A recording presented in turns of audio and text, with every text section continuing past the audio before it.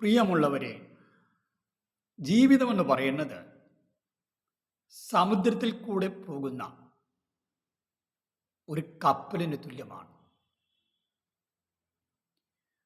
ആ കപ്പലിൽ നാം ഒരു യാത്രക്കാരനാണ്. ആ യാത്രയിൽ ആ കപ്പൽ സഞ്ചരിക്കുന്നത് വളരെ പരിചയമുള്ളൊരു കപ്പിത്താൻ ആ കപ്പലിനെ നിയന്ത്രിക്കുന്നത് കൊണ്ടാണ്. നമ്മുടെ വിശ്വാസമെല്ലാം ആ കപ്പിത്താനിലാണ്. അപ്പോൾ ഈ കപ്പലിൽ കൂടെയുള്ള സമുദ്രത്തിലൂടെ യാത്രയിൽ നമുക്ക് എന്തെല്ലാം കാണാൻ കഴിയും? തിരമാലകൾ എങ്ങനെ ഒരു ഭാഗത്ത് നിന്ന് ഇങ്ങോട്ട് കപ്പലിന് നേരെ വരുന്നതായിട്ട് കാണാൻ കഴിയും. ആ തിരമാലകളുടെ മുഖഭേദിച്ചുകൊണ്ടാണ് ഈ കപ്പലിൻ്റെ യാത്ര. അപ്പോൾ ഈ തിരമാല കാണുമ്പോൾ താങ്കൾക്ക് അല്ലെങ്കിൽ യാത്ര ചെയ്യുന്ന നമുക്ക് ഒരുപക്ഷെ ഭയം തോന്നും. ശക്തമായ തിരമാല ഇങ്ങോട്ട് ആഞ്ഞു കയറി വരുന്നു ഈ കപ്പലിന് നേർക്ക. വളരെ സോഫ്റ്റായിട്ട് കപ്പിത്താൻ അതിനെ നിയന്ത്രിച്ചു കൊണ്ടുപോകുന്നു. എത്ര തന്ത്രപരമായി കൊണ്ടുപോകുന്നു. കുറെ കഴിയുമ്പോൾ ആകാശം ഇരുണ്ടു മൂടും. ഭയങ്കര കാറ്റ് ഇതാ കടന്നു വരുന്നു. ആ കാറ്റ് ആദ്യം വളരെ ശാന്തമായിരുന്നു. പക്ഷേ കുറെ കഴിഞ്ഞപ്പോൾ ആ കാറ്റ് ശക്തിയോടെ ബലപ്പെട്ടു. അത് ഭയങ്കരമായ ചുഴലിക്കാറ്റായി മാറി, കൊടുങ്കാറ്റായി മാറി. അതുവരെ ഉണ്ടായിരുന്ന മനസ്സിന്റെ സ്വസ്ഥതയെല്ലാം പോയി. ഭയം, എന്ത് സംഭവിക്കും?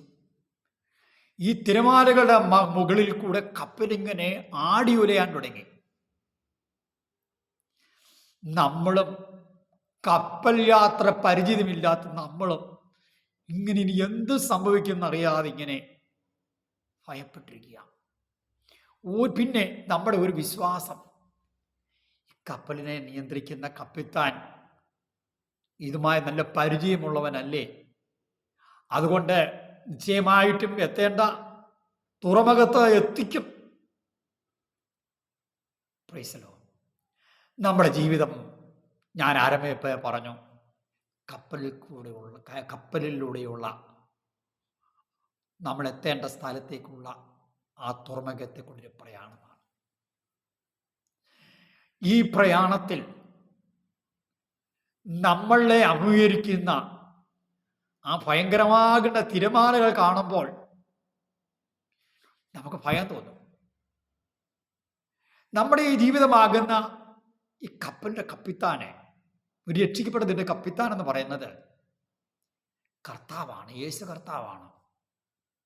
ഈ യേശു കർത്താവിന് ഈ കടന്നു വരുന്ന ഈ തിരമാലയൊന്നും ഒരു പ്രശ്നമല്ല. കാരണം ഈ തിരമാലകളെല്ലാം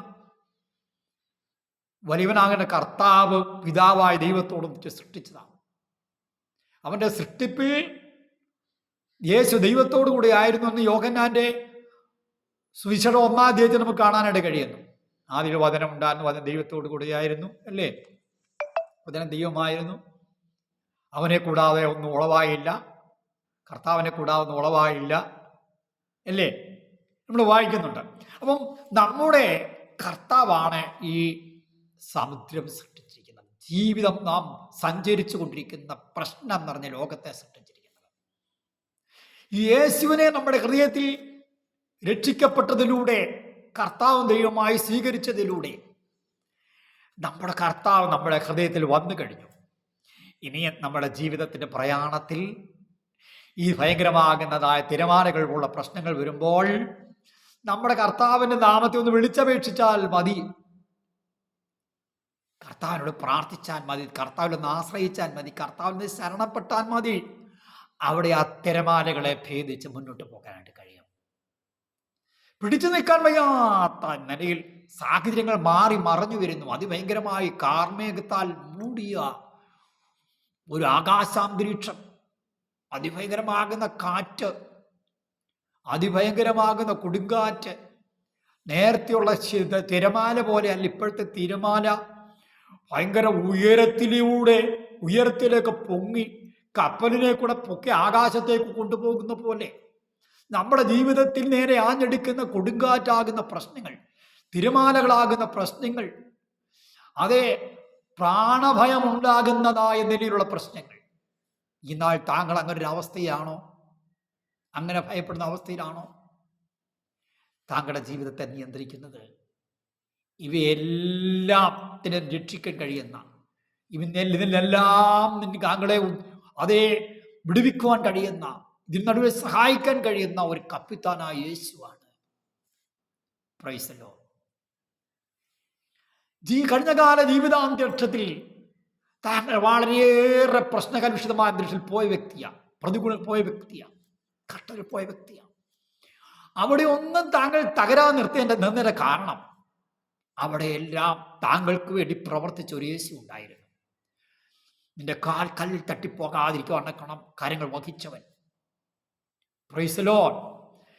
അതെ, ഈ സമുദ്രത്തിനകത്തുണ്ടായിരിക്കുന്ന എല്ലാ വിപത്തുകളുടെയും നടുവിൽ കർത്താവ് എല്ലാം അറിയുന്നവനായിരുന്നു. ഈ സമുദ്രത്തിനകത്തെ പ്രശ്നങ്ങളെല്ലാം കർത്താവ് അറിയുന്നവനാവുന്ന ഒരു കർത്താവാണ് താങ്കൾ നടത്തിയത്. സമുദ്രത്തിൽ കൂടെ പോകുമ്പോൾ എന്തെല്ലാം പ്രശ്നങ്ങളുണ്ടെന്ന് അറിയാം താങ്കളെ നടത്തുന്നവന്.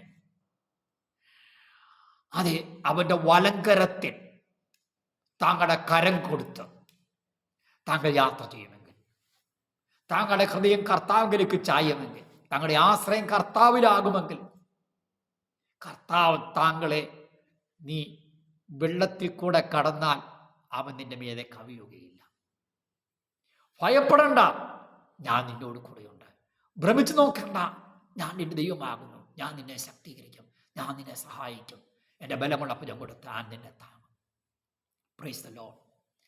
സഹായിപ്പാൻ കഴിയാതെ വണ്ണം വലിയവനായ ദൈവത്തിന്റെ കരം കുറുകിയിട്ടില്ല. കേൾപ്പാൻ കഴിയാതെ വണ്ണം നമ്മുടെ വലിയവനായ ദൈവത്തിന്റെ ചെവി മന്ദമായിട്ടില്ല. പ്രശ്നങ്ങളെ കാണാതെ വണ്ണം നമ്മുടെ കർത്താവ് വലിയവനായ ദൈവത്തിന്റെ കണ്ണ് കുരുടായിട്ടില്ല. കാര്യം മനസ്സിലാക്കണം. അതുകൊണ്ട് ഇതാ തടാകത്തിൽ കൂടെ കടന്നുപോയ, ആ സമുദ്രത്തിൽ കൂടെ കടന്നുപോയ കർത്താവിനോട് ചേർന്ന് യാത്ര ചെയ്യുന്ന ആ യാത്രയിൽ കർത്താവ് ആ തലയിണ വെച്ച് പടകിൽ ഉറങ്ങുന്ന സമയത്ത് അതിഭയങ്കരമാക്കുന്ന കാറ്റടിച്ചു. വെള്ളം പടകിൽ കയറുന്ന അവസ്ഥയുണ്ടായി. കർത്താവിനെ ശിഷ്യന്മാർ തട്ടി, നാഥ ഞങ്ങൾ നശിച്ചു പോകുന്നത് നിനക്ക് വിചാരമില്ലയോ? അവൻ എഴുന്നേറ്റു, കാറ്റ് അമരുക, കടലെ ശാന്തമാകുക എന്ന് കൽപ്പിച്ചപ്പോൾ കാറ്റമർന്നു, കടൽ ശാന്തമായി. കർത്താവ് ശിഷ്യന്മാരുടെ അവിശ്വാസത്തെ ശാസിച്ചു. താങ്കളുടെ ജീവിതത്തിൽ നേരെ അന്നടിക്കുന്ന കാറ്റിനെയും കൊടുങ്കാറ്റിനെയും, കാറ്റ് അമരുക, കടലെ ശാന്തമാകുന്ന കൽപ്പിക്കുന്ന അധികാരമുള്ളവൻ താങ്കൾക്ക് വേണ്ടി ഉണ്ടെങ്കിൽ, ഞങ്ങളുടെ ജീവിതത്തിൻ്റെ ഉത്തരവാദിത്വം വഹിക്കുന്ന, താങ്കളുടെ ജീവിതത്തെ നിയന്ത്രിക്കാൻ കഴിയുന്ന, സഹായിക്കാൻ കഴിയുന്ന ഉത്തമനായ ഒരു യേശു താങ്കൾക്ക് വേണ്ടിയുണ്ട്. ആരെല്ലാം കൈവിട്ടാലും, ആരെല്ലാം ഉപേക്ഷിച്ചാലും, ആരെല്ലാം എങ്ങനെയൊക്കെ താങ്കളെ ഒറ്റപ്പെടുത്തിയാലും അതിൻ്റെ നടുവിൽ താങ്കൾക്ക് വേണ്ടി ഇങ്ങനൊരു ശബ്ദമുണ്ട്: എന്നെ മാനിക്കുന്നവനെ ഞാനും മാനിക്കും. എന്നോട് അടുത്തു വരുവേൻ, എന്നാൽ ഞാൻ നിങ്ങളോട് അടുത്തു വരും. ആ മഹനീയമായ ശബ്ദം ഇതാ താങ്കൾക്ക് വേണ്ടി ഈ പശ്ചാത്തലത്തിൽ മുഴങ്ങുന്നു. കർത്താവിനെ കടന്നു വാ, കർത്താവ് താങ്കളെ സഹായിക്കും.